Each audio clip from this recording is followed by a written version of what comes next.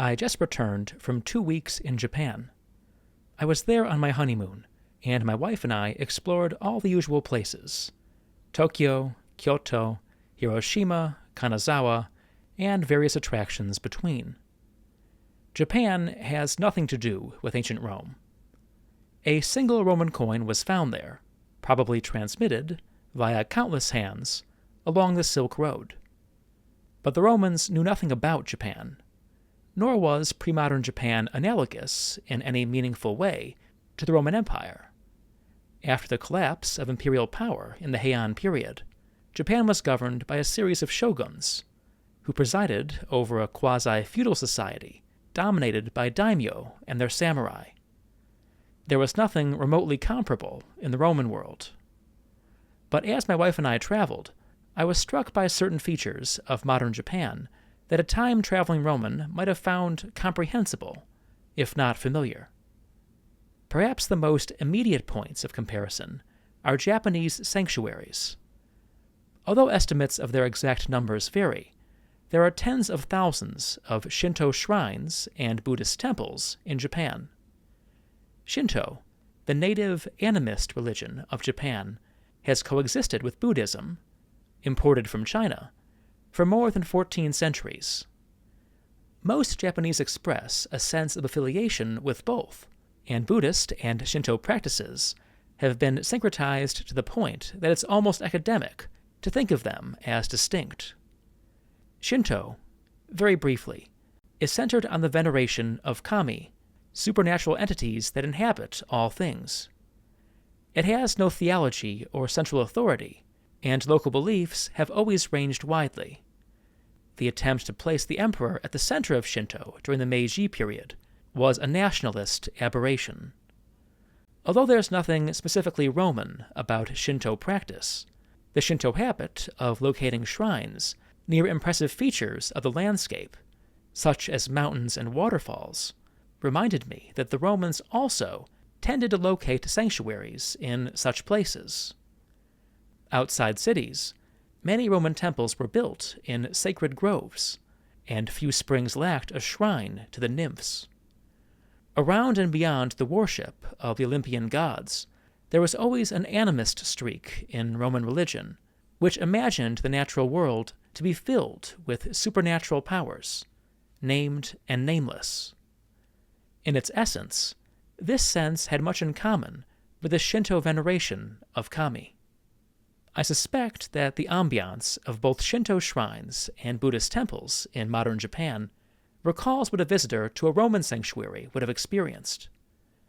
Especially in the cities, where tourists mingle freely with local businessmen and retirees stopping by to pray, I had a sense of the boisterous, slightly chaotic atmosphere that must have pervaded the holy places of the classical world.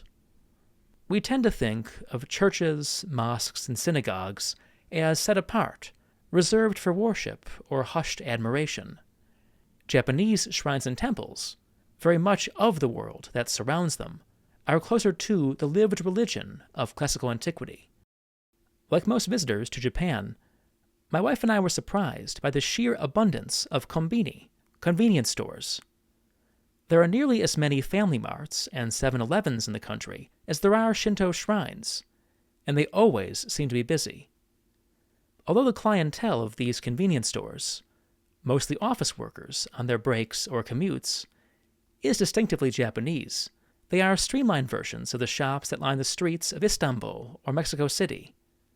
Places designed, in other words, for a pedestrian consumer culture.